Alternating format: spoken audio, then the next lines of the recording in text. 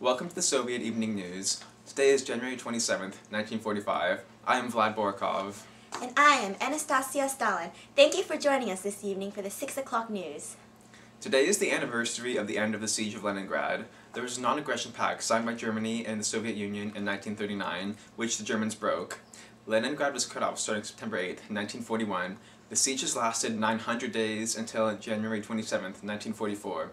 A third of the population died during the length of the siege. The war was going on in the Germans' favor. Hitler even said, on November 8th, Leningrad must die of starvation.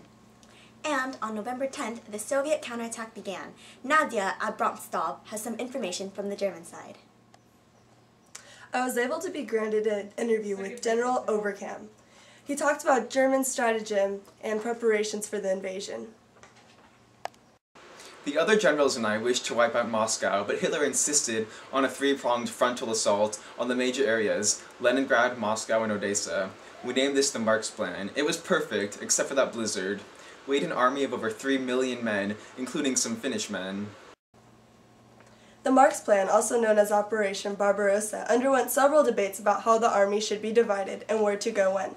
It started as a two-pronged attack on Leningrad and Odessa, and turned into a three-pronged frontal assault, starting with Leningrad and then moving to Moscow.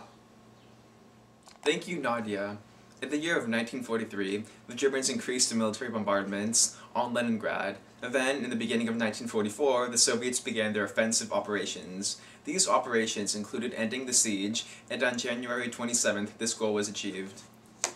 While the civilians were waiting for the government to act, they lived in fear, tired and hungry. We were able to talk to a survivor a couple months ago. Nadia has more on this. Thank you. I went to the southern part of Leningrad a couple months ago and met a nice woman named Tatiana Mirosnet. We talked about her experiences during the siege. Before the food was plentiful and my son was pleasantly rotund, the Germans had cut us off from the world and we had to scavenge for scraps of food. We often went hungry. He was a piece of thread, slowly unraveling with each passing day. Did you get to see the defenders of your city? Yes, every day I would get to see them from my apartment window. They were fighting to free our city. It's okay. I'm sorry, excuse me. Okay. So brave, so courageous. I tear up thinking about their sacrifice. I'm so grateful. And that was her story. Her story will not be forgotten. It was an emotionally enriching experience meeting her. Oh, how tragic. I hope her life has improved in this last year. We have heard from a German general already. Nadia, you interviewed a Russian general, right?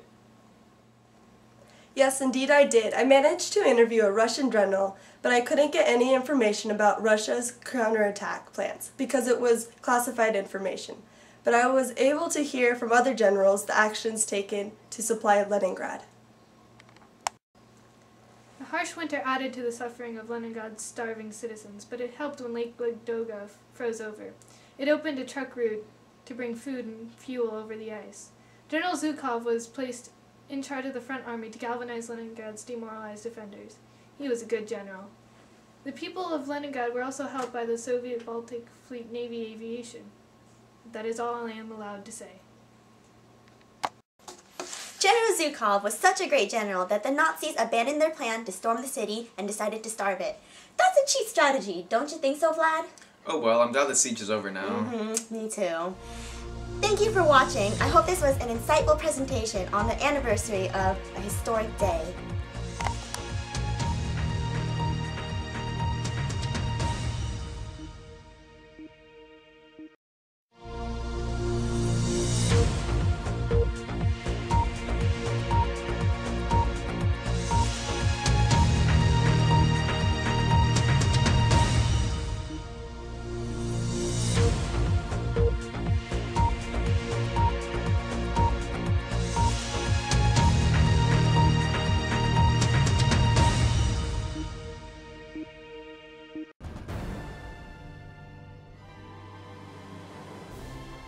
Vlad Borkov. Oh, we forgot the clothing. We're not doing bloopers. The Marx Plan, also known as Operation Barbarossa. Barbarossa! Barbarossa. Can I say it? The war was going in the Germans' favor. Even Hitler said, I'm gonna laugh. Must die of starvation. And on November 10th, but you guys messed up this time. This wasn't in favor. Hitler even said on November 8th, Leningrad must die of starvation. You guys! That's okay, I messed up at the beginning anyway. I know, I heard you. The length of the siege.